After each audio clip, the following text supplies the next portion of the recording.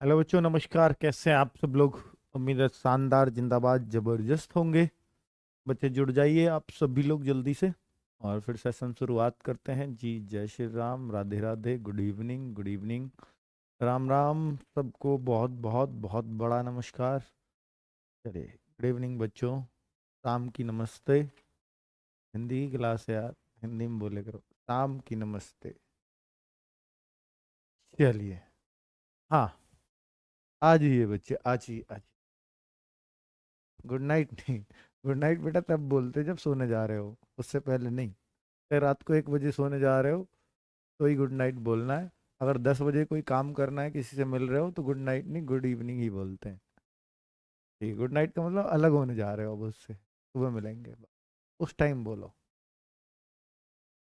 नमस्ते, नमस्ते सबसे बढ़िया है, किसी टाइम बोल लो, सुबह, दोपहर, शाम, रात। नमस्ते, बढ़िया शब्द चलाया। चलिए, बहुत बढ़िया। वॉइस नहीं है? ऐसा है? आ रही है? बालक की पता नहीं कैसे कैसे हैं ये। चलो, और मुंह के पास कर लेंगे हम तो। हाँ, बहुत बढ़िया बच्चों, तो अब शुरुआत कर दें। जस्ट 2 मिनट में 2100 बच्चे जुड़ चुके हैं। चलिए।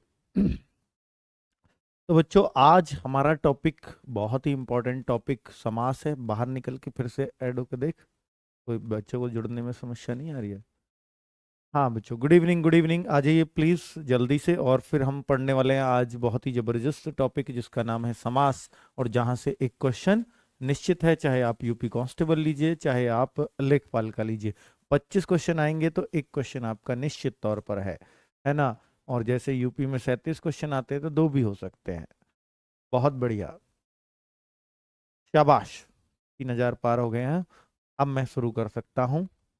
चलो, वॉइस कम आ रही है बेटा, बोल ही मंदा रहा हूँ, क्या करूँ। देखिए, अगर मैं बात करता हूँ समास की, तो समास क्या होता है मेरे ख्याल से सबको पता होना चाहिए, और सबको पता भी होगा। समास का बेटा क्वेश्चंस कैसे बनते हैं, कितना गहराई से उठ सकता है, कितना ऊपर से उठ सकता है, मैं हर एक पॉइंट क्लियर करूंगा आपका। और जब हम समास खत्म कर रहे होंगे तो उसके बाद आपको लगेगा सर, इसमें तो कुछ था ही नहीं, ये तो बहुत ही आसान टॉपिक था। बिल्कुल वही मैं आपको फील कराना चाहता हूँ। तो समास को जीना सीखो। समास को बेटा, कुछ शब्द होते हैं जो हमें परेशान करते हैं, हम पहले उन शब्दों की उधेड़ बुन कर देते हैं। यानी परिभाषा समास की क्या होती है? तो परिभाषा अगर मैं देखूं, तो समास का मतलब होता है बच्चों, दो शब्दों से, दो या अधिक भी हो सकते हैं, दो शब्दों से मिलकर मिलकर बना एक अर्थपूर्ण शब्द। मिलकर बना एक अर्थपूर्ण शब्द, ऐसा नहीं कुछ भी, अर्थपूर्ण शब्द होना चाहिए, यानी उसका अर्थ निकलना चाहिए। समास क्या है? दो शब्दों से मिलकर बना एक अर्थपूर्ण शब्द है। क्लियर है? यहां शब्द होंगे बेटा, ऐसे तो संधि में भी था, लेकिन वहां दो ध्वनियों का मिलन था। यहां दो शब्दों का मिलन है। ध्वनि अक्षर को बोलते हैं, अगर वो लिख दिया जाए तो अक्षर है ना? और अगर वो बोला जाए तो ध्वनि है। इतना ही फर्क है। ठीक है, अब यहां पे मैं बोलूं तो यहां दो शब्द मिलेंगे। जैसे मैं एक शब्द ले लेता हूं बेटा, जैसे चंद्रमुख, चंद्र, और एक शब्द ले लेता हूं मुख। तो आपने सुना होगा चंद्रमुखी या चंद्रमुख, आपने बहुत बार सुना होगा।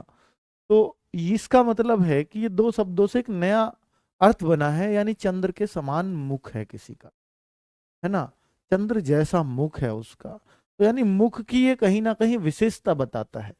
तो यहाँ समास तो होगा। अब समास में भी हम आगे टाइप पढ़ेंगे, किस किस टाइप का समास होता है। ठीक है, जैसे मैं एक गगन, गगन लिख दूं, गगन तो आकाश को कहते हैं, और फिर मैं लिख दूं चुंबी, तो यानी चुंबी माने चूमना। तो यानी गगन एक अलग शब्द है, चूमना एक अलग शब्द है, दोनों को मिलाया गगन चुंबी, एक शब्द बन गया, अर्थपूर्ण शब्द है। इसका मतलब जानते हैं सब, गगन चुंबी छक्का मारा धोनी ने, तो इसका मतलब है गगन को चूमने वाला छक्का, है ना बच्चों? तो उस तरीके से हम जोड़ सकते हैं। जैसे हम बच्चों, जैसे चार और राहा, तो वहां हम चौराहा लगा देते हैं, यानी जहां पर चार राह मिलती हैं वो चौराहा। तो इसी को हम समास कहते हैं कि राह और चार दोनों को मिलाया, एक नया शब्द निकल के आया चौराहा, जिसको सब जानते हैं कि ये नया अर्थ दे रहा है ना बच्चों। तो कुल मिलाकर इसी को समास बोलते हैं। और ये जो बोले हैं मैंने, इनको दोनों शब्दों को एक साथ मिला दूं तो इसी को हम क्या बोलते हैं, सामासिक शब्द। ठीक है, जो दो शब्दों से एक नया अर्थपूर्ण शब्द बनता है, इस अर्थपूर्ण शब्द को क्या नाम दिया जाता है, सामासिक शब्द या समस्त पद, है ना। दो शब्दों का इकट्ठा रूप, तो आप ऐसे लिख सकते हैं, दो शब्दों का अर्थपूर्ण इकट्ठा रूप, उसको हम सामासिक शब्द कहते हैं। ठीक है बच्चों, समझ गए होंगे कि क्या कहना चाह रहा हूं मैं। दो शब्दों का दो शब्दों का इकट्ठा रूप, है ना बच्चों, इसको ही हम क्या कहने लगते हैं, सामासिक शब्द या समस्त पद। समस्त पद या सामासिक शब्द। क्लियर रहेगा कि सामासिक शब्द क्या है बच्चों, क्लैरिटी है आपकी। बेटा ऊपर तो दिखा कुछ, हाँ। तो कुल मिलाकर के अब मैं अगर आगे चलता हूं, समास विग्रह, दो शब्दों का तोड़ना। विग्रह का मतलब घर में हमारे विग्रह चल रहा है, तो विग्रह का मतलब लड़ाई होगी। तो दो शब्दों का विस्तृत रूप, यानी शब्दों का या सामासिक शब्द का विस्तृत रूप। सामासिक शब्द जो होगा, जैसे चौराहा, इसको कैसे तोड़ोगे, चार राह हो जहां, ठीक है, चार है राह जहां, वो है चौराहा। तो जो चार है राह जहां, वो जो मैंने लिखा है चार है राह जहां, उसको हम कहेंगे समास विग्रह। चौराहा का समास विग्रह है, चार राह है जहां। ठीक है बच्चों, तो कब स्टार्ट हुआ, जस्ट अभी बेटा यही लिखा और कुछ नहीं इसके अलावा। देखिए, सामासिक शब्द को तोड़ना समास विग्रह कहलाता है। तो आप एग्जाम्पल में लिख सकते हो, चौराहा चार राह है जहां, तो वो हुआ समास विग्रह। सामासिक शब्द चौराहा, समास विग्रह चार राह है जहां। चंद्र मुख, चंद्र के समान मुख, मुख चंद्र के जैसा, ऐसे भी लिख सकते हो। तो विग्रह को अपने हिसाब से लिख सकते हो। तो कुल मिलाकर के, हाँ, चार राहों का समूह लिख दो, बिल्कुल सही। समास विग्रह को आप अपने हिसाब, चार राह हैं जहां, या जहां चार रास्ते होते हैं, या चार राहों का समूह, आप कुछ भी लिख सकते हो। ऐसा नहीं है कि इसमें कोई बाउंडेशन है कि भैया ये ऐसे ही लिखना है। विग्रह का अपना अपना तरीका है लिखने का। ठीक है, कोई थोड़े से, जैसे हम किसी बात को बोलें तो कोई बच्चा, कोई तो ऐसे बोलेगा बिल्कुल शहरी अंदाज में, कोई उसको गांव के देसी अंदाज में बोल देता है, बात तो वही है ना। चलिए, कुल मिलाकर बस वही मैं कहना चाह रहा हूँ। सर लेट हो गए बेटा, लेट में हो तो आप ग्रामीण वरीयस क्या आप ही पढ़ा, बेटा मैं ही पढ़ाऊंगा। और मैं अभी तो, बच्चे तो करते ही रहते हैं कुछ ना कुछ कमेंट, है ना। चलो बहुत सही। क्रैप नहीं चल रहा है, वेबसाइट से देख रहा हूँ कैसे करूँ। आपकी कॉलिंग टीम, फोन तो भी नहीं उठा बेटा, फोन तो हमेशा उठता है, बस वो बिजी जाता होगा, है ना। चलिए कोई बात नहीं। अब अगर मैं बात करता हूं आगे, बेटा अभी वेबसाइट पर देख लो, शायद हमारा कल तक ऐप आ जाए तो हम शायद सॉल्यूशन अच्छा दे पाएंगे, है ना। चलिए, तो पूर्व पद की बात करता हूं। पूर्व पद, बेटा ये पूर्व पद, उत्तर पद, प्रधान गौण, ये क्या है। प्रधान को हम मुख्य भी कह देते हैं, मुख्य। ये क्या है बच्चों, पूर्व पद और उत्तर पद। ये आप देखिए, जब भी कोई समास बनाते हैं, यानी कोई भी सामासिक शब्द होता है, उसका पहला पद, पूर्व मतलब पहला, तो जो पहला शब्द उसमें जुड़ा है, जैसे मैं बोलूं चंद्रमुख, बेटा समझना ज्यादा इंपॉर्टेंट है, परिभाषा तो मैं लिखवा ही दूंगा। इसमें जो चंद्र है, इसको पूर्व में है ये, तो ये हो गया पूर्व पद। और बेटा जो मुख है, इसको हम बाद में है, बाद वाले को उत्तर बोलते हैं, तो उत्तर पद। समझ गए। तो भैया लिख दो, सामासिक शब्द, सब कुछ तो सामासिक शब्द, जहां दो शब्द मिल गए अर्थपूर्ण बना दिए, वही समास है। ठीक है, तो सामासिक शब्द का पहला पद, पहला पद, सामासिक शब्द में तो दो या अधिक होंगे ना बेटा। चलो, अब उत्तर पद में सामासिक शब्द का बाद का पद, शब्द का बाद का शब्द, बाद का पद, सॉरी, बाद का पद कहिए। दो पद होते हैं ना बच्चों। चलो अब आगे मैं बढ़ूं। ये बेटा शब्दावली है, इससे डायरेक्ट भी क्वेश्चन बन सकता है, लेकिन हमें पढ़ने के लिए तो ये चाहिए भी। चांद के जैसा मुख, हाँ बिल्कुल सही है आप। अब बच्चों प्रधान या गौण हम किसको बोलते हैं? अब देखिए, इन दो पदों में जैसे चंद्रमुख है, इनमें एक पद प्रधान होता है, एक पद गौण होता है। अब प्रधान कौन सा है, गौण कौन सा है, उसी प्रधानता के आधार पर हम समास के प्रकार पढ़ेंगे कि किसमें कितना क्या प्रधान होता है। उसी प्रधानता के आधार पर हम इसके जब प्रकार पढ़ेंगे, हम समास खत्म कर देंगे। बस इतना सी बात है बच्चों। तो यानी प्रधान और गौण की बात चलती रहेंगी आगे भी। चलिए, तो बच्चों अगर मैं प्रधान की बात करता हूं, तो प्रधान वो जो ज्यादा अर्थ रखने वाला शब्द है ना। दो शब्द होते हैं सामासिक शब्द में, इनमें ज्यादा अर्थ रखने वाला शब्द, ठीक है। तो इसमें ये लिख देंगे, ज्यादा अर्थ, यानी मुख्य अर्थ रखने वाला, ज्यादा अर्थ रखने वाला शब्द वाला पद, मुख्य प्रधान पद पूछा जाता है, प्रधान पद गौण पद। और कम अर्थ रखने वाला पद, कम अर्थ रखने वाला पद, ठीक है बच्चों। अब जैसे, अब मैं इसमें देखूं चंद्रमुख में, इनमें कौन सा ज्यादा अर्थ वाला है, कौन सा कम अर्थ वाला है? बेटा क्या चंद्रमा के बारे में बात कही गई? नहीं, ये तो मुख के बारे में बात की गई है और चंद्रमा से तुलना कर दी है। तो बेटा सारी बात तो मुख के लिए चल रही है, यानी मुख की सुंदरता बतानी है। तो मुख्य शब्द तो यही हो गया, प्रधान शब्द तो यही हो गया। तो बच्चों इसमें जैसे हम कहेंगे मुख, और इसमें जैसे हम कहेंगे चंद्र, तो चंद्र कम अर्थ वाला है। चंद्र तो उसकी विशेषता बताने के लिए आया, शब्द तो मुख ही था, है ना। तो हम कहेंगे चंद्रमुख, तो मुख, तो मुख इसमें प्रधान हो गया, ठीक है। बहुत बढ़िया, डीपली पढ़ाएं प्लीज बेटा। क्या होता है डीपली, मुझे समझ नहीं आता, है ना। जिसको डीपली पढ़ना है प्लीज हाथ जोड़ के रिक्वेस्ट है, अपने पैसा ले जाना, कैश में लेके जाना यहाँ से, ठीक है। चले जाना यहाँ से, पर कैश में देंगे, आके आओ और लेके चले जाओ, ठीक है। एड्रेस दे देंगे अगर कोई ऐसी बात है तो। चलो बच्चों, भाई पता नहीं मैं इतने मन से पढ़ा रहा हूँ चीजों को, और फिर आप ऐसे कहते हो कि डीपली पढ़ाओ, वो पढ़ाओ, ये पढ़ाओ, पता नहीं क्या है ये, क्या डीपली होता भाई समाज में? क्या डीपली, गड्ढा खोद दो इसमें, है गड्ढा फावड़ा लिया हूं। डीपली मतलब इनको कुछ भी कहना है, डीपली हिंदी पढ़ी है आज तक, क्या होती है हिंदी, है डीपली पढ़ाओ। अच्छा कुछ एक बात जो मैंने अब तक छोड़ी हो वो बता दो, मैं मान लूंगा भाई डीपली होता है इससे कुछ। बताओ एक भी बात जो अब तक छोड़ दी हो मैंने। मतलब एक बुखार है आपको, मैंने कुछ पढ़ाया नहीं है और फिर कहते हैं डीपली पढ़ाओ। चलो भाई, अब भाई संधि इतनी जबरदस्त मैंने पढ़ाई है, मैं कह रहा हूँ किसी भी बुक से आप क्वेश्चन करोगे आपके हो जाएंगे, और क्या लोगे इससे डीपली, है। तो मैं, यार ब्लॉक ब्लॉक करे करो यार ऐसे बच्चों को, ये पढ़ने थोड़ी आते हैं। ये अब बताओ, इनने टाइम बर्बाद करवा दिया ना बच्चों का। चलो समास के प्रकार यानी समास के भेद अगला टॉपिक है हमारा, मतलब इसी में बेस हमने पढ़ लिया, समास क्या होता है इसके शब्दावली पढ़ ली जो हमें परेशान करती है अक्सर। अब समास बेटा जो हम प्रकार बांट रहे हैं, इनको हम कहते हैं प्रधानता के आधार पर। अगर कोई आपसे पूछे कि प्रधानता के आधार पर कितने प्रकार होते हैं, प्रधानता के आधार पर,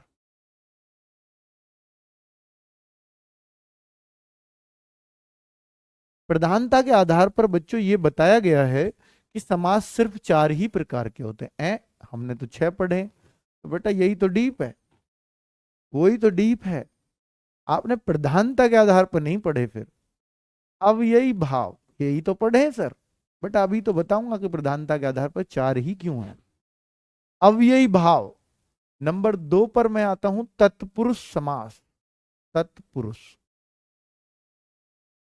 नंबर तीन पर मैं आता हूं जिसका नाम मैं ले सकता हूं द्वंद्व समास। नंबर तीन द्वंद्व समास, और नंबर समास जोड़ लेना नोट्सों में तो ज्यादा अच्छा रहेगा। नंबर 4 पर मैं आता हूं, बहुव्रीहि, बहुव्रीहि समास। ठीक है बच्चों, तो ये 4 ही टाइप के हुए सर। हमने तो कर्मधारय भी पढ़ा है और हमने तो अभी एक द्विगु समास भी पढ़ रखा है, वो नहीं पढ़ा होगे क्या? अरे भाई सुनो, ये जो है पहले मैं अभी बताऊंगा उसके बारे में। जो नीचे के 2 पार्ट हैं, यानी पांचवा और छठा, जिनको कह दिया जाता है प्रधानता के आधार पर देखूं तो सिर्फ 4 हैं, लेकिन ये जो पांचवा छठा है ये तत्पुरुष के ही पार्ट होते हैं, जिसको हम पांचवा पार्ट कहते हैं, जिसको हम कह सकते हैं कर्मधारय समास। पढ़ाऊंगा इनको भी, ठीक है। और छठा द्विगु समास। तो ये किसके पार्ट हैं ये भी पूछ सकता है ना क्वेश्चन, तो गहराई से अगर पूछना है तो ये पूछेगा कर्मधारय समास किस समास का हिस्सा है, तो आप कहेंगे तत्पुरुष समास। ठीक है, क्यों? प्रधानता के आधार पर। कैसे? चलो बच्चों, अगर मैं आगे बोलूं, अव्ययी भाव समास को क्या बच्चों, इसको पहचानने के लिए, इसमें बस याद रखना, पूर्व पद प्रधान। पूर्व पद प्रधान, प्रधान क्या? अभी तो बताया चंद्रमुख में मुख प्रधान है और चंद्र गौण है, जो कम अर्थ वाला है वो गौण है। तो जो मुख पद होता है उसको यहां बोला है पूर्व पद। पहला पद है वो प्रधान। एक ही समास ऐसा है जिसमें पहला पद प्रधान होता है, कोई पूछे कौन सा, वो है अव्ययी भाव। याद रखना बच्चों, एकमात्र समास है। ये कौन सा है? इसमें उत्तर पद प्रधान, उत्तर पद प्रधान, या ऐसे लिख सकते हैं अगर उत्तर पद समझ नहीं आया, बाद वाला पद प्रधान, उत्तर पद प्रधान। अगर मैं और आगे जाऊं, द्वंद्व, यहां पहला पद प्रधान हो गया, यहां दूसरा पद प्रधान हो गया, और यहां हम कहेंगे दोनों पद प्रधान, दोनों पद प्रधान। और ये कौन सा होगा अब लास्ट में? इसको हम कहेंगे, बेटा देखो पहला भी हो गया, दूसरा, दो ही तो पद हैं, दोनों भी हो गए। अब क्या बचा? एक ही चीज बच गई, दोनों पद ही प्रधान ना हो, अर्थात दोनों ही गौण पद हों। दोनों पद अप्रधान, मतलब किसी कोई भी मुख्य पद नहीं है, लेकिन जो तीसरा पद बनाते हैं, 2 पद मिलकर जो तीसरा पद बनाते हैं, जिसकी तरफ इशारा करते हैं, वो प्रधान होता है। ये बहुव्रीहि समास की खास बात है। बहुत बढ़िया, समझ पा रहे हो बच्चों? क्या अब ये प्रधान आप समझ जाएंगे? बिल्कुल। तीसरा पद, हाँ तीसरा पद बनाता है बहुव्रीहि, इसलिए तीसरा पद प्रधान। तो उत्तर 4 दें या 6? बेटा अगर प्रधानता के आधार पर पूछा जाए 4, 4, और अगर पूछे समास कुल कितने प्रकार के होते हैं तो 6। ठीक है, क्लियर है? बहुत बढ़िया। अब अगर मैं आगे बात करूं तो बेटा आपको देखिए, ये प्रधानता ही याद नहीं होती बच्चों को। अब मैं कितने आराम से मैंने बताया, पहला पद, दूसरा पद, दोनों पद, कोई सा भी पद नहीं, इनको लिखिएगा। फिर उसके बाद बच्चों, क्योंकि ये किसका है, क्योंकि ये किसके पार्ट हैं? तत्पुरुष समास के। तो तत्पुरुष समास में क्या है? उत्तर पद प्रधान, इसलिए दोनों में ही उत्तर पद प्रधान रहेगा, क्योंकि ये उसी के तो पार्ट हैं प्रधान। और इसलिए हम कहते हैं प्रधानता के आधार पर सिर्फ 4 ही हैं, क्योंकि बाकी तो यही रिपीट हो रहे हैं, इसलिए हम 4 बोलते हैं। ठीक है, और ये भी उत्तर पद प्रधान। क्या आप समझ पाए बच्चों? बताइए, आपको क्लैरिटी आई? बहुत बढ़िया सर। चलिए, इतनी बात बहुत है। और बच्चों टोटल 6 प्रकार हैं, प्रधानता के आधार पे पूछे तो 4 प्रकार कह सकते हो, क्योंकि ये प्रकार नहीं है तो रिपीटेशन है। ठीक है, बहुत बढ़िया। अब मैं आगे बढ़ सकता हूं, यहां तक अगर आपको क्लैरिटी आ गई हो तो बच्चों अब मैं एक एक समास की डिटेल बताना आपको शुरू करूंगा, गहराई से। एक शब्द है गहराई से पढ़ाओ, कितना आसान है कहना। अब यही भाव समास, बेटा चीजों को अगर समझ लिया ना तो वही गहराई है, वरना सब बेकार है। कोई कैसा भी पढ़ाए, धीरे पढ़ाया करो। आप बहुत तेज चलते, क्या मैं तेज चल रहा हूँ बच्चों आज? यार ऐसे सर कुछ करिए सर, इतनी क्लास हो रही है, ले भी नहीं पा रहा हूँ। ओ तेरी, इसके लिए ज्यादा क्लास हो रही है। अब कम होंगी तो सर आप क्या करा रहे हो भाई, सब तरह का बालक है, मैं किस किस को संतुष्ट करूं, एक को करूंगा दूसरा संतुष्ट हो जाता है, फिर मैं किसकी मानूं, समस्या यहाँ आ जाती है ना। तो बहुत बढ़िया, आगे बढ़ते हैं। इसलिए मैं जैसा मैं चल रहा हूं, मैं ठीक हूं, मस्त हूं, और आपके लिए वही बेस्ट है, बस इतना ही आप सोच लीजिए। तभी 35,000 बच्चों ने यूपी पुलिस कांस्टेबल का कोर्स खरीदा है, और यूपी लेखपाल का 14,000 बच्चों ने खरीदा है।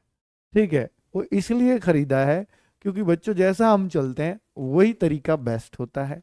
बाकी टीचर अगर सिर्फ बच्चों के हिसाब से चलेगा तो वो कभी भी किसी भी बच्चे को संतुष्ट नहीं कर पाएगा, ये सीधी सी बात है।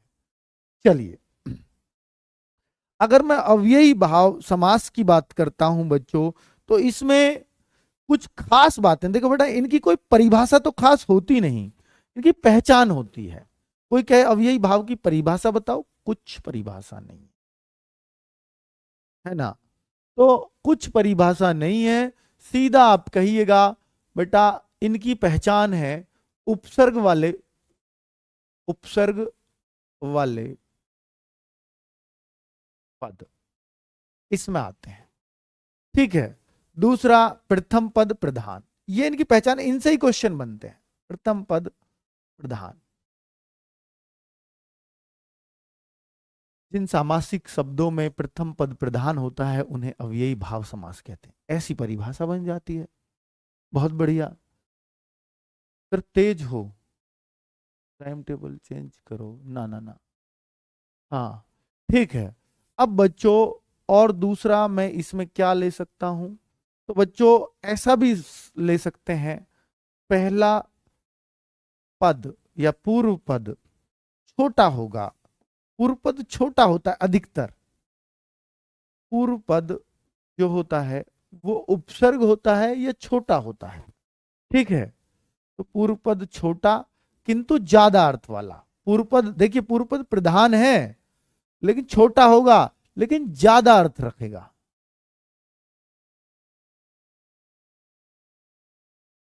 सही है।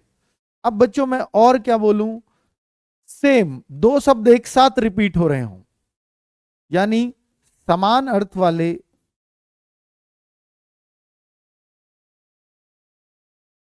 दो शब्द एक साथ आ जाएं,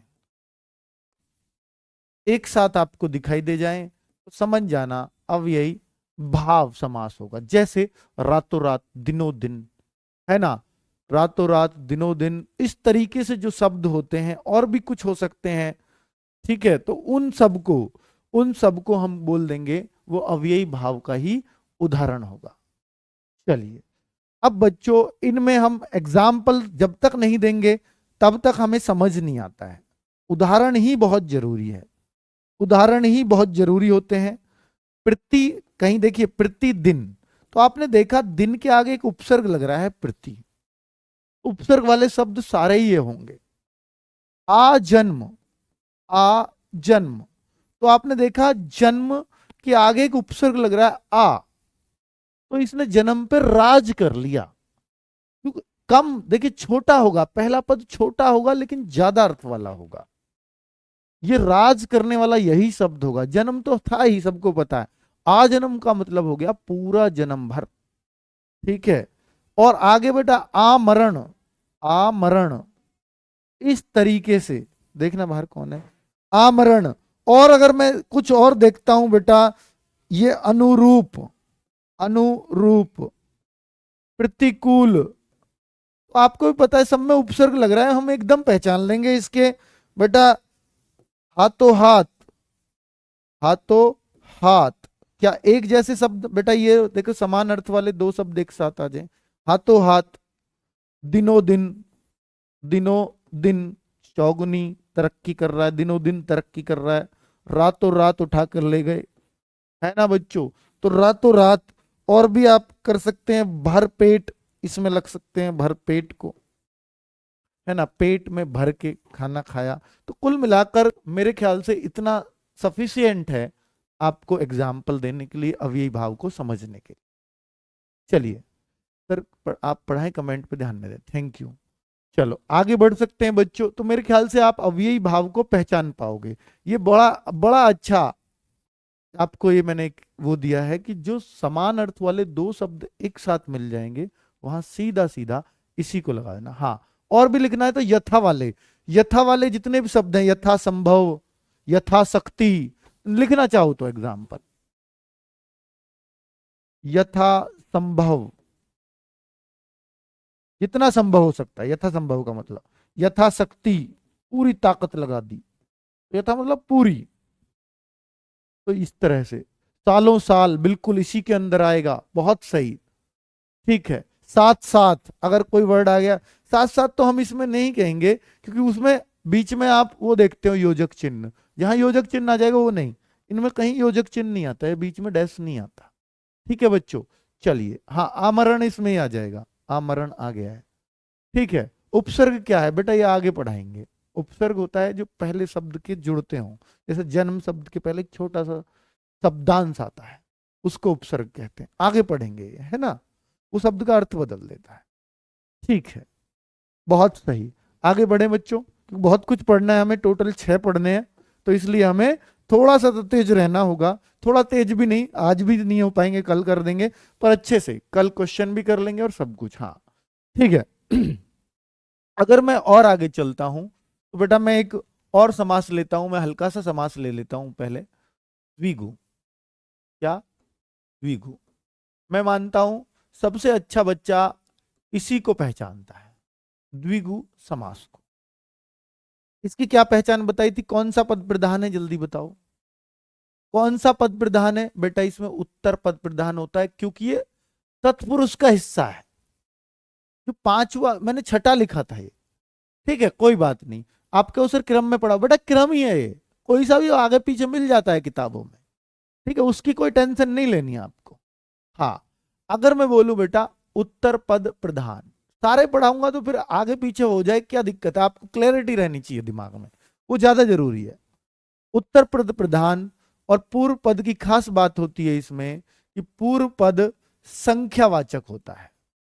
पूर्व पद संख्यावाचक इसके अंदर होता है, ये इसकी सबसे बड़ी पहचान है।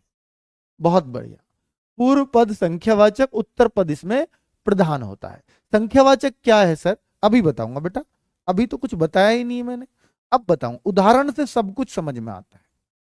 अब ये संख्या क्या है बेटा? एक संख्या, गिनती आएगी। कैसे? जैसे तिराहा, इसमें दो शब्द जुड़ रहे हैं। राहा तो मुख्य शब्द है, लेकिन जो ती है, तीन राहा हो जहां, यानी बच्चों तीन राहा, तीन राहा, तो जो पहला शब्द है इसी को हम कहेंगे गिनती है, संख्या है। ठीक है, इसी को हम कहेंगे संख्या। अगर बच्चों और लिखता हूं नवरात्र, नवरात्र, तो नवरात्र में जो नव है यानी 9 रात, 9 9 रात, नवरात्र क्या होता है? 9 रात। तो 9 क्या है? संख्या है। तो इस तरीके से, है ना। और भी देखो, दोपहर, सर दोपहर कैसे है संख्या? बेटा जहां पर दो पहर मिलते हैं, दो पहर जहां मिलते हो, ये समास विग्रह कर रहा हूं, दो पहर मिलते हैं जहां, या दो पहर मिलते हैं जब, वो कहलाती है दोपहर। तो बेटा ये संख्या है। और आप, अब तो मैं सीधे सीधे शब्द लिख दूं, त्रिभुज भी आ जाएगा इसमें, जी बिल्कुल आ जाएगा। और बताओ बच्चा, चतुर्भुज भी आ जाएगा, जी बिल्कुल आ जाएगा। दशानन भी आ जाएगा, जी बिल्कुल आ जाएगा। 10 आनन, आनन मतलब सिर, वो तो रावण है सर। हाँ वो तो मुझे भी पता है। 10 आनन, बहुत बढ़िया। पंचवटी, बहुत सही आपने उत्तर दिया है, पंचवटी। पंजाब भी इसमें आता है। देखिए कुछ शब्द ऐसे हैं जो आपको शायद परेशान करेंगे, इसलिए मैं उनको लिख देता हूं। पंजाब, पंजाब में 5 नदियों का आब। तो बहुत बढ़िया, ठीक है। तो इस तरीके से तो षटभुज, तीन रहा, त्रिकोण, तो गिनती पहचान लोगे कि नहीं? शताब्दी, बहुत बढ़िया आपने दिया। सप्ताह भी मैं लिख सकता हूं, सप्ताह 7 दिनों का है ना। और शताब्दी, शताब्दी, इस तरीके से तो हम इनको गिनती में। नवग्रह बिल्कुल सही है। तो बताने की अब जरूरत नहीं है। सप्तमी हाँ बिल्कुल सही है। तो सब कुछ आपको पता है। सर बहुब्री हो गया, बहुब्री हो जाएगा ना बच्चों, आगे बताएंगे, लेकिन द्विगु भी तो हो गया पहले। पहले ये समझिए, बहुब्री और द्विगु दोनों आ जाए ऑप्शन में तो उसकी बात मैं आगे करूंगा, ठीक है, उसकी बात मैं आगे करूंगा, चिंता मत करिए। अष्ट धातु बिल्कुल चलेगा, है ना, जहां भी गिनती आ जाएगी तो सबको क्लियर। आगे बढ़ सकता हूं अगले समास पर। द्विगु समास हर एक बच्चे को, चौमासा, बिल्कुल चौमासे का मौसम होता है, चौमासा 4 मास जिसमें आते हो वही चमौसा 4 मास का ही होता है। त्रिशूल हाँ बिल्कुल, 3 वे होते हैं सूल उसमें, इसलिए त्रिशूल है। ठीक है, बहुत सही, आप बहुत अच्छे से सीख गए। अब मुझे बताने की जरूरत नहीं है। अब बच्चों मैं तीसरा समास लिख सकता हूं, आपकी आज्ञा हो तो, जिसको हम बोलते हैं द्वंद्व समास। मैं बच्चों आसान से कठिन की तरफ जा रहा हूं। द्वंद्व समास, द्वंद्व समास ये बहुत ही आसान सा समास है। इसकी पहचान, एक तो पहले तो बता दूं कि भैया इसमें कौन सा पद प्रधान होता है, बताइए। दोनों पद प्रधान। सर वो कैसे होंगे, अभी दिखाऊंगा। दोनों पद प्रधान होंगे, दोनों पद प्रधान होंगे, बिल्कुल दोनों पद प्रधान। और दोनों पद, दोनों पद, पदों के बीच में योजक चिन्ह, योजक चिन्ह आएगा, योजक चिन्ह आएगा। तीसरा, समास विग्रह करते समय, समास विग्रह करते समय, करते समय दोनों पदों के बीच, दोनों पदों के बीच, बीच और या अथवा लगाकर करते हैं, लगाकर करते हैं। ज्यादातर तो और ही लगता है, पर बच्चों अथवा है या भी लगा देते हैं। ये क्या है सर समास विग्रह, अभी समझ आएगा, इसलिए मैंने पहले ही जिक्र कर दिया था कि समास विग्रह क्या होता है। अब बच्चों ऐसे शब्द अगर मैं देसी भाषा में लिखूं तो वो भी लिख सकता हूं। ऐसे शब्द, ऐसे शब्द जो अमूमन, अमूमन सामान्यतः, अमूमन एक साथ बोले जाते हों, बोले जाते हों, वो हमने कह दिया यहां पर द्वंद्व समास है। अब जैसे बच्चों उदाहरण दूंगा तो ज्यादा क्लैरिटी आएगी, क्योंकि बिना उदाहरण के तो कुछ होता ही नहीं है।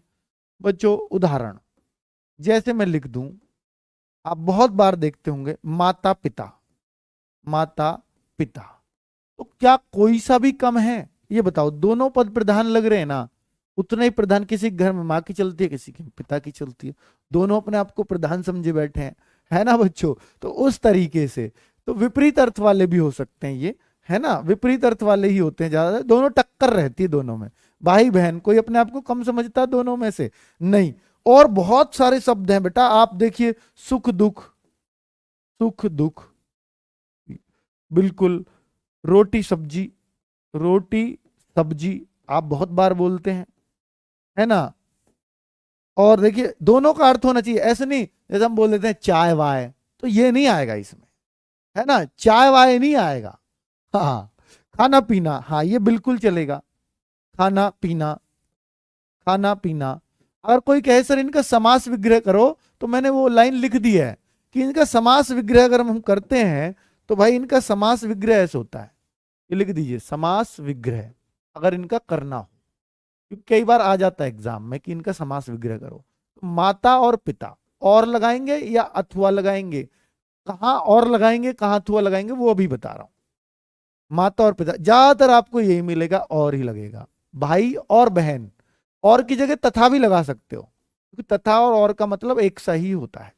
सुख और दुख, सुख दुख में भाई तू साथ रहा हमारे, सुख और दुख में साथ रहा, दोनों शब्द एक साथ बोले जाते रहेंगे।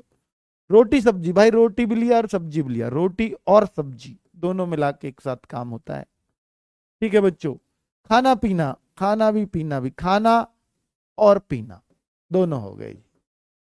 खाना और पीना, ये सब और से ही बने। मैंने बोला ना 90% और से ही बनेंगे, कुछ ही होंगे जो और से नहीं बनेंगे, तो मैं उनको भी आपको बता देता हूं। जैसे भला बुरा, उसने मुझसे भला बुरा कहा। अब एक टाइम पे एक ही चीज कहता है आदमी, या तो भला या बुरा, तो यहां पर हम कह देते हैं भला या बुरा, है ना बच्चों। तो यहां पर या से बन जाता है कई बार, है ना। और देखो या के और दिखा देता हूं बेटा। खरा खोटा, उसने मुझे खरी खोटी सुनाई। खरा खोटा एक ही साथ बोले जाते हैं, और यहां हम इसका लिख सकते हैं खरा या खोटा। वैसे तो खरा और खोटा भी बहुत जगह आपको देखने को मिल जाएगा, पर ये इस तरीके से। हाँ, शुभ लाभ, बिल्कुल। अपना पराया आप बहुत बना लोगे मुझे पता है, अपना पराया भी इसमें ही आता है। अब यहां पे अपना और पराया दोनों एक साथ नहीं हो सकते, अपना या पराया, या तो ये चीज अपनी है या पराई है। तो इस तरीके से अपना या पराया, तो इस तरीके से मैंने आपको तोड़ करके दिखा दिया। या की जगह अथवा भी लगा सकते हैं। नहाना धोना इसमें ही आएगा, दवा दारू इसमें ही आएगी, बिल्कुल सही है आप। तो बहुत बढ़िया, लाभ हानि इसमें ही आएंगे, है ना। तो दोनों शब्द, हलवा पूरी इसी में आ जाएगा, रात दिन इसी में आएगा, गाली गलौच इसी में आएगा, एकदम सही है। सर मैडम नहीं आएगा, ये दोनों बेटा, ये अंग्रेजी के शब्द यहाँ नहीं आएंगे। ऊंच नीच इसी में आएगा, मियाँ बीवी इसी में आएगा, बिल्कुल सही। दाल रोटी इसी में आएगा, जीजा साली भी इसी में आएगा, एकदम सही है। अलग अलग नहीं आएगा इसमें, अलग अलग नहीं, वो नहीं आएगा। चलो आगे बढ़े। अब बच्चों, तो आप 3 समास सीखे हैं, अव्ययी भाव, द्विगु समास, और ये है द्वंद्व समास, जो हमारा हो चुका। अब हम अगर आगे बढ़े तो बच्चों कर्मधारय पे चलता हूं। कर्मधारय समास, जो बेटा मैंने 2 समास बताए थे तत्पुरुष के, एक तो द्विगु जिसमें गिनती है, और एक कर्मधारय है। तो मैं वो कर्मधारय आपको पढ़ाने वाला हूं।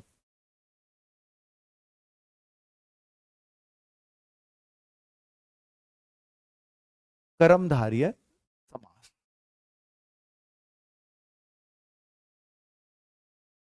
अब देखना बच्चों। हाँ, चेला चपाटा आदान प्रदान इसी में आता है, बहुत सही। बाहर भी तो बेटा बहुत, आपके पास तो एग्जाम्पल्स की कमी ही नहीं है, पाप पुण्य है। हाँ, बहुत सही। बाबू सोना, हाँ ये भी बहुत अच्छा है। बाबू सोना, ये तो आपने ही इन्वेंट किया है। इसमें तो एग्जामिनर क्लेम भी, कॉपीराइट क्लेम कर देगा, है ना भैया। कॉपीराइट क्लेम कर देना, अगर आपका चुरा भी ले तो वो एग्जामिनर पे केस हो जाएगा। चलो आगे बढ़े। अब बच्चों कर्मधारय समास की अगर मैं बात करूं, तो यहां पर कौन सा पद प्रधान होता है बेटा, आप खुद सोचिए। तत्पुरुष का पार्ट है, तत्पुरुष में दूसरा पद प्रधान। अव्ययी भाव मैंने पहले लिखा क्योंकि उसमें पहला पद प्रधान, और बेटा फिर मैंने तत्पुरुष लिखा, उसमें दूसरा पद प्रधान। तो ये तत्पुरुष का ही पार्ट है, इसलिए मैं कहूंगा उत्तर पद प्रधान। उत्तर पद प्रधान होता है। अगली बात, यहां पर पहला पद, पहला पद, पहला पद दूसरे पद की विशेषता बताता है। दूसरे पद की, ये पद क्या है बेटा, शुरू में ही बता दिया मैंने, 2 शब्द हैं वो जो जुड़े हैं। पहला पद दूसरे पद की विशेषता बताता है, बताता है। इसलिए इसलिए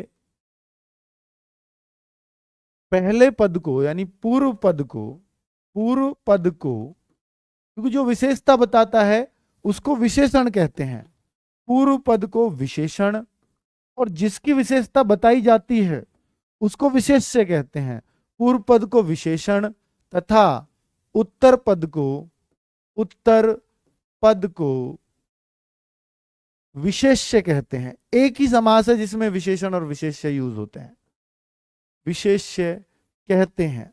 ये विशेषण में बहुत अच्छे से पढ़ोगे। तो अभी समझा देता हूं बेटा, विशेषण उसे कहते हैं जो विशेषता बताता हो, और जिसकी विशेषता बताई जाए उसको हम क्या कहते हैं, जिसकी विशेषता बताई जाए उसको विशेष्य कहते हैं। बहुत शानदार, बहुत जानदार। अब बच्चों हम जान चुके हैं इसके बारे में, यही मुख्य बिंदु थे जिनसे हम कंफ्यूज होते हैं बार बार। अब मुझे नहीं लगता कि कर्मधारय को आप छोड़ने वाले हो, है ना। अब बच्चों उदाहरण लेते हैं, उदाहरण लेते हैं यहां पर विशेषता बताने वाले शब्द। और कई शब्द ऐसे होते हैं जिनमें बेटा कर्मधारय भी हो सकता है, जिनमें बहुब्री भी हो सकता है, जिनमें द्विगु समास भी होता है, गिनती भी, जैसे दशानन में था। ठीक है, कुछ ऐसे होंगे जो कर्मधारय और बहुब्री भी होते हैं। तो फिर कौन सा लगाएंगे उस स्थिति में, तो मैं बहुब्री के टाइम पे बताऊंगा। अभी इसके बाद बहुब्री पढ़ाऊंगा, तब वो बात बताऊंगा आपको। ठीक है, सब चीज का क्रम है बताने का, तभी आप क्लियर दिमाग में घुस आ पाओगे। बहुत बढ़िया। तो भैया यहां पर ना, जैसे एक शब्द लेते हैं उदाहरण के तौर पर, नील कमल। इसका मतलब क्या है सर? उसको कहते हैं, जो मतलब बताए ना उसी को कहते हैं समास विग्रह। जो कमल नीला हो, नील कमल, है ना। नीला कमल, नीला कमल, नील कमल हो गया। जो कमल नीला है वही नील कमल है।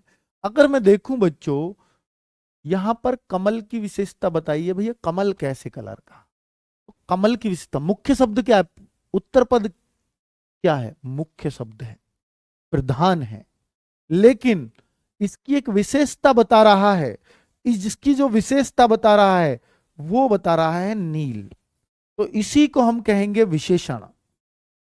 जो विशेषता बताए उसको विशेषण, जिसकी विशेषता बताई जाए वो होता है विशेष्य।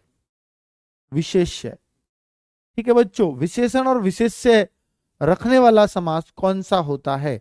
तो आप कहेंगे कर्मधारय समास। बहुत बढ़िया। चलिए आगे अगर मैं देखूं बच्चों, क्या और भी हो सकता है? नीलकंठ, नीलकंठ यानी नीला है कंठ जिसका, बेटा इसका अर्थ हो सकता है नीला कंठ, नीले कंठ वाला, नीले कंठ वाला। अगर मैं यहां देखूंगा नीले कंठ वाला, तो भैया कंठ मुख्य शब्द है और उसका विशेषता बता रहा है कंठ कैसा है, नीला है। तो पहला शब्द विशेषता बता रहा है दूसरे की। ठीक है, आगे बच्चों बहुत बढ़िया एग्जाम्पल आप लोग दे रहे हो, मुझे जरूरत ही नहीं है सोचने की। नव युवक, बिल्कुल युवक कैसा है? नया, नया युवक है। तो युवक की पहचान, माता पिता इसमें नहीं आएगी। ठीक है, तो बहुत बढ़िया बेटा, मैं सिर्फ एग्जाम्पल दे रहा हूं, विग्रह आप कर लोगे क्योंकि आप जान रहे हो। ठीक है, और बच्चों महावीर इसमें हो सकता है, यानी जो वीर महान हो उसी को महावीर कहते हैं। जो वीर महान हो, वीर की विशेषता है ये। ठीक है, आगे बच्चों, आगे अगर मैं और देखूं, हाँ आगे मैं अगर और जाऊंगा कर्मधारय पे, तो कमल नयन भी कह दूंगा। कमल नयन यानी कमल के समान नयन। नयन कैसे? कमल के समान। तो कमल विशेषता बताने के लिए आया है। चंद्रमुख भी मैंने बोला था, तो मुख, जो चंद्रमुख बोला था, मुख कैसा? चंद्रमा के समान, है ना। चंद्रमौली, मौली में है चंद्रमा जिसके, चंद्रमौली, मौली कहते हैं जटाओं में, सर पर, तो चंद्रमौली। आगे बच्चों बात करता हूं, आपके सर इनमें तो बहुब्री भी है बेटा, बताऊंगा बहुब्री भी, चिंता मत करो। हाँ है, क्यों नहीं है। पंकज, तो जिस जो पंख में जन्मा हो, पंख कहते हैं कीचड़, तो वो पंकज जन्मा पंख में। हालांकि इसको मैं बहुब्री में ही ज्यादा रखूंगा, यहां नहीं रखूं तो बेहतर ही है। पंकज को बहुत कम बुक्स में लिखा गया है कि कर्मधारय में भी लिया जा सकता है, पर लेना मत। ठीक है, बहुत बढ़िया। हाँ, अब अगर अगर मैं और आगे बढ़ूं, तो बेटा मृग नयन, कमल नयन हो गया, एक मृग नयनी होगा, नयनी कर दो।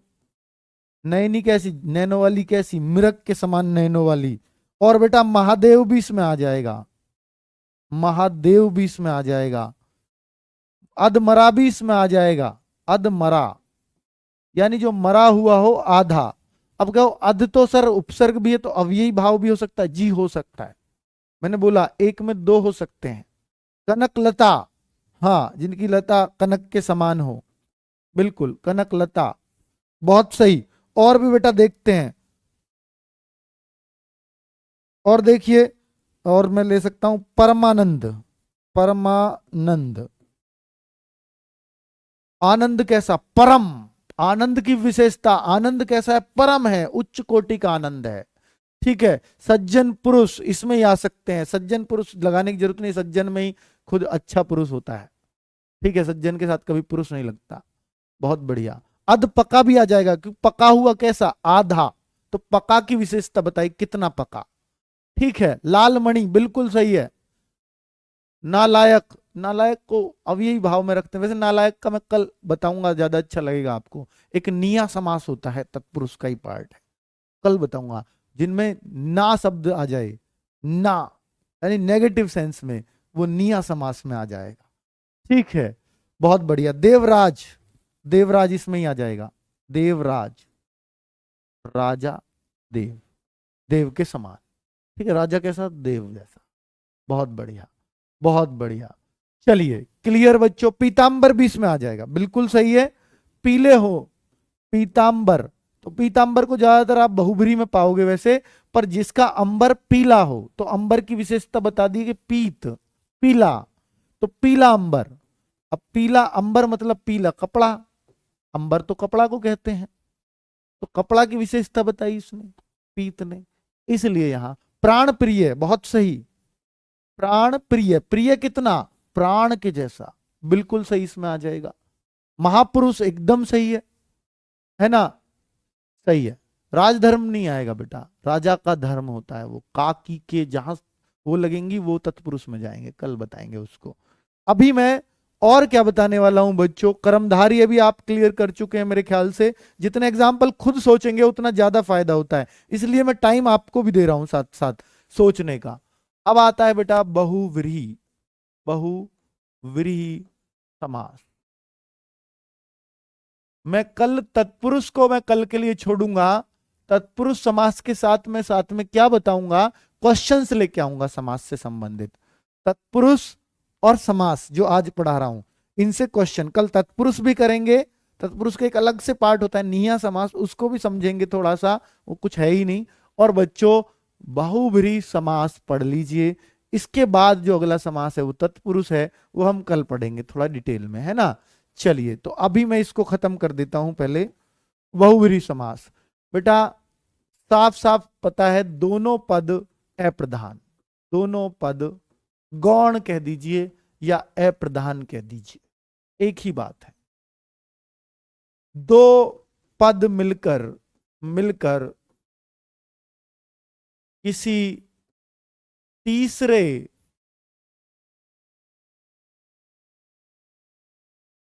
अन्य पद की ओर इशारा करते हैं, की ओर इशारा करते हैं।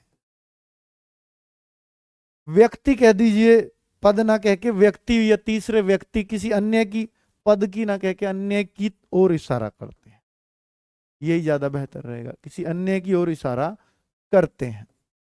वो क्या कहलाता है, बहुब्रीहि समास कहलाता है, यही पहचान है बहुब्रीहि की, है ना बच्चों। इसमें ज्यादातर आपको देवताओं के नाम मिलेंगे, है ना, ज्यादातर, तो आप यही समझ लीजिए। और एक बात और नोट कर लीजिए, एक बात और नोट कर लीजिए, जहां पर जहां पर जहां पर द्विगु द्विगु कर्मधार्य कर्मधार्य व बहुव्रीहि समास, बहुव्रीहि समास एक साथ आ जाएं, समास एक साथ हो तो वहां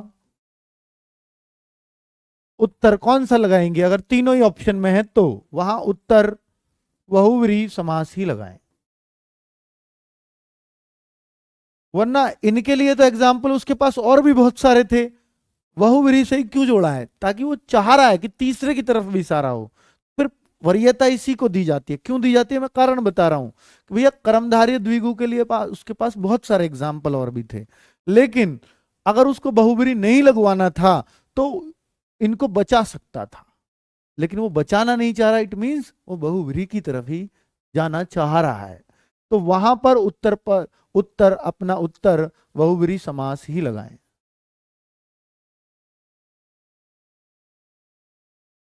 ठीक है, ये बात मैंने नोट डाउन करवा दी है। बहुत बढ़िया।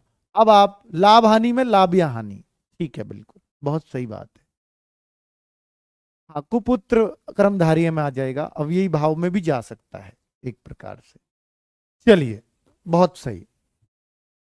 अगर मैं देखूं बच्चों, अगर मैं देखता हूं यहां पर कि भाई दोनों पद प्रधान, सब कुछ तो मैंने कह दिया, अब मुझे सिर्फ उदाहरण देखने हैं। उदाहरण तो आप सब लोग जानते हैं कि देखिए यहां पर 10 आनन मैं लिखता हूं, 10 आनन मैं ऊपर लिख देता हूं, यहां पर लिखूंगा सामासिक शब्द,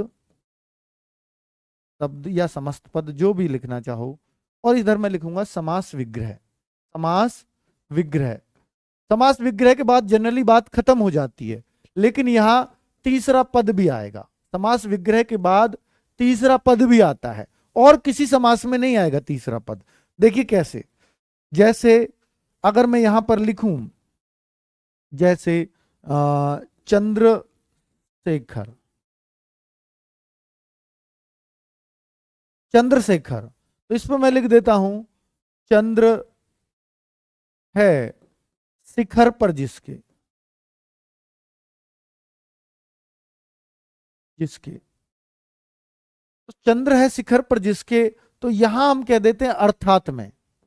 अर्थात वो कौन है जिसके चंद्र पर शिखर है? ऐसा कोई व्यक्ति तो नहीं है, अगर है तो वो तीसरे पद में आएगा। ये तो शिव जी की तरफ इशारा कर रहा है, भोले जी की तरफ इशारा कर रहा है, ठीक है। तो हम कहेंगे यार ये तो उसकी तरफ इशारा कर रहा है। बहुत बढ़िया। अब बच्चों जैसे हम बोलते हैं गज आनन, तो हम कहते हैं गजानन, आनन माने मुख और गज माने हाथी। हाथी का मुख है जिसका, हाथी का मुख वाला, हाथी का मुख वाला तो एक ही है, हाथी के मुख वाला तो एक ही है, अर्थात गणेश जी। अब बच्चों जैसे अगला लेते हैं हम मुरलीधर, मुरलीधर, मुरलीधर मुरली को धारण करने वाला, मुरली को धारण करने वाला। तो वहां पर हमें समझ आएगा मुरली को धारण करने वाला, बात खत्म हो जानी चाहिए, पर मुरली तो एक ही आदमी धारण करता है जिसका नाम है अर्थात कृष्ण, है ना बच्चों। तो इस तरीके से अब बच्चों जैसे यहां पर कई बार आप देखोगे चतुर्भुज, तो आप ये कहते हो कि सर चतुर्भुज आ गया तो 4 भुजा हैं जिसकी, तो 4 भुजा 4 तो गिनती है, तो ये तो द्विगु समास है। पर बच्चों चतुर्भुज आपका विष्णु को भी कहते हैं, तो 4 भुजा हैं जिसकी, 4 भुजा हैं जिसकी, ऐसा कौन है जरा सोचो, 4 भुजा हैं जिसकी अर्थात विष्णु जी। बहुत बढ़िया। अब मैं जैसे देखूं दशानन, तो आप कहोगे सर दशानन, 10 आनन 10 मुख हैं जिसके। अब 10 मुख हैं जिसके तो एक ही आदमी सुना है आज तक, तो सुना है ना, वही तो चाहिए। 10 मुख हैं जिसके अर्थात रावण। तो बच्चों ये इस तरह के एग्जाम्पल आएंगे और आप कह पाओगे और किसी में ऐसा नहीं हो रहा था अर्थात, है ना। तो नीलकंठ, बिल्कुल नीला है कंठ जिसका, नीलकंठ यहां भी आ जाएगा। बहुत सही आपने बोला नीलकंठ, तो सर हमने उसमें पढ़ा था कर्मधारय में जिसका कंठ, कंठ की विशेषता, लेकिन ये यहां क्यों आ रहा है? नीला है कंठ जिसका, नीला है कंठ जिसका, कंठ जिसका, तो अर्थात कौन होगा बेटा? नीलाकंठ जब जहर पी गए थे, विष पी गए थे, कौन? भगवान शिव जी, तो उनको बोला जाता है। ठीक है, चलिए और आगे बढ़ूं बच्चों, बहुत सारे हैं अगर आप देखोगे। त्रिलोचन भी इन्हीं को बोला जाता है, 3 नेत्र वाले, 3 आंखों वाले, 3 चक्षु वाले, त्रिलोचन भी इनको कहते हैं। गिरिधर किसको कहते हैं आप बताइए? गिरी को धारण करने वाला, गिरी कहते हैं पर्वत को, पर्वत को उठाया था कृष्ण जी ने, है ना, गोवर्धन पर्वत को, उनको ही बोला जाता है। आपका गिरधर तो सर पर्वत तो हनुमान जी भी उठा के लाए थे, लेकिन जो बोला जाता है गिरधर वो कृष्ण जी को ही बोला जाता है। महावीर, महावीर अर्थात जो वीरों में भी महान हो, अर्थात अर्थात हनुमान जी। तो ये तो हमने कर्मधारय भी पढ़ा था, लेकिन बहुब्री भी है, अर्थात हनुमान जी को महावीर कहते हैं। हनुमान जी महावीर के नाम से प्रसिद्ध हैं। चक्रपाणी, चक्र हो पानी में जिसके, चक्रपाणी, चक्रधारी, चक्रधर अर्थात विष्णु, विष्णु। ठीक है बच्चों, तो इस तरह से आप बहुत सारे एग्जाम्पल, लंबोदर, लंबा है उदर जिसका, लंबोदर जिसका उदर, उदर मतलब पेट, लंबा उदर वाला, लंबा उदर है जिसका, यानी बड़ा पेट किसका है भैया, सबको पता है, गणेश जी, अर्थात गणेश जी, लंबोदर। तो इस तरीके से बहुत सारे एग्जाम्पल आप देख सकते हो। पांचाली भी इसी में आ जाएगा, है ना बच्चों। अब वो 5 से संबंधित है इसलिए वो द्विगु में भी आ जाएगा, लेकिन लगाने क्या है, मैंने सारा ही क्लियर कर दिया। राष्ट्रपिता बिल्कुल, है ना, वो कर्मधारय में भी आ जाता है, राष्ट्रपिता अर्थात महात्मा गांधी, तो वो इसमें भी आ जाएगा, क्योंकि राष्ट्रपिता के नाम से हमें एक ही आदमी का नाम आता है दिमाग में, जिससे एक ही आदमी का नाम आए। पांचाली से एक ही आदमी का नाम याद आ रहा है, द्रौपदी, ठीक है, तो वो लग जाएगा इसमें। ठीक है, बहुत बढ़िया, बहुत सही बच्चों। उम्मीद है कि क्लैरिटी आ गई होगी कि ये क्या है ना। घर जमाई कौन आता है भैया, घर जमाई के नाम से ध्यान, कोई भी नहीं आता यार, तुम क्या बात करते हैं यार, कुछ भी, है ना। तो चलो, घर जमाई है कोई जो याद, मतलब जिस जो फेमस हो घर जमाई के नाम से, वो लेना है इसमें। तुम भी कुछ भी बोलते हो यार। तो कुल मिलाकर के बच्चों, हमने बहुब्रीहि समास भी बहुत अच्छे से क्लियर कर लिया, और वो डाउट भी खत्म कर दिया कि कौन सा समास एक साथ आए तो कौन सा लगाएंगे, है ना बच्चों। और अब हम कल जो पढ़ेंगे, कल का टॉपिक होगा हमारा, कल का तत्पुरुष समास। अच्छे से पढ़ना है इसलिए मैं कल पढ़ाऊंगा, वरना तो मैं आज भी खत्म कर सकता था। जो जल्दी वाला है, सर आप जल्दी पढ़ा रहे हो, बेटा ऐसा कोई बात नहीं है। तो अब आज कैसा लगा आपको सेशन, जल्दी से बता दीजिए। तो बच्चों, हाँ नेताजी कह सकते हैं, नेताजी अर्थात सुभाष चंद्र बोस, वो कह दीजिए अगर ऐसी बात है। चलो, तो दानवीर, दान करने वाला, बिल्कुल सही है। कर्ण, वो कह सकते हैं यहाँ, जो हम जानते हैं। ठीक है, बहुत सही। तो बच्चों, तत्पुरुष समास ये हमारा कल का टॉपिक रहेगा, प्लस प्रश्न उत्तर, बेस्ट प्रश्न उत्तर हम कल लेकर के आएंगे कि इसके ऊपर क्या बेस्ट प्रश्न उत्तर बन सकते हैं। चलिए, ऑब्जेक्टिव टाइप क्वेश्चंस भी होंगे, और बच्चों समास आपका बहुत ही अच्छे से हो गया होगा, ऐसी उम्मीद करता हूं। परसों इससे नेक्स्ट टॉपिक चलेगा, लेकिन कल हम इसको अच्छे